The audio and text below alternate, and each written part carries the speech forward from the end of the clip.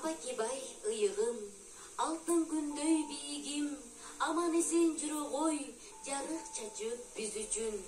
8 март күнү неге көңүл жайдары, аланткени ушул күн апакемдин майрамы. Апакеме окшогон баары сулуу айлана, аланткени бул күнү апакемдин майрамы.